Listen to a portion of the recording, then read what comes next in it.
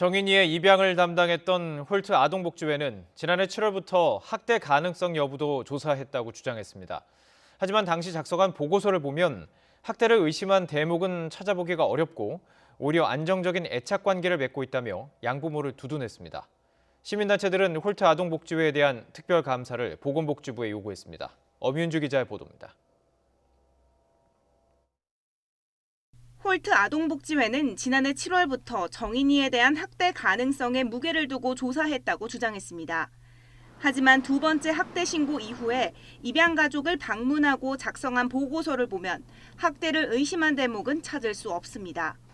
당시 쇄골에 금이가 진료를 받은 사실을 알고 있었는데도 특별히 아픈 곳은 없다고 기재돼 있고 피부의 착색, 이마에 붉은 자국 등 학대를 충분히 의심해 볼 법한 정황에도 아토피 증상 때문이라거나 자다가 눌린 자국이라는 양모 장 씨의 말을 그대로 받아 적었습니다.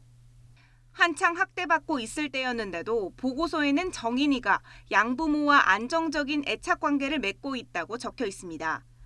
이 와중에 장 씨는 홀트의 정인이의 한시적 재난지원금을 받을 수 있는지 확인 문자를 보내기도 했습니다. 두 번째 학대 신고를 수사하던 경찰이 전화했을 때도 홀트 측은 양부모의 입장을 대변하기 급급했습니다.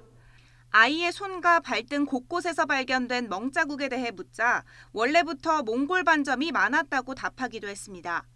귀 부분이라든지 일부 멍 부분이 있었는데 아토피하고 또 다리 자기들 그 어떤 안마를 해주는 상태에서 발생했다는 그 보호자의 그 어떤 주장에 너무 쉽게 믿은 게 좀 아쉬운 부분.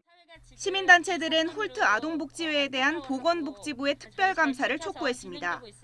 학대 신고 당시 홀트 측이 어떻게 대처했는지 철저하게 확인해야 한다는 겁니다.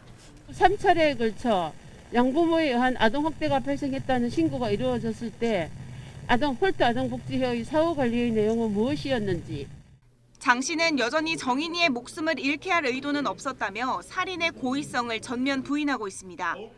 아동학대 치사죄를 적용한 검찰이 오는 13일 진행될 재판에서 장 씨의 혐의를 살인죄로 바꿀지 주목됩니다.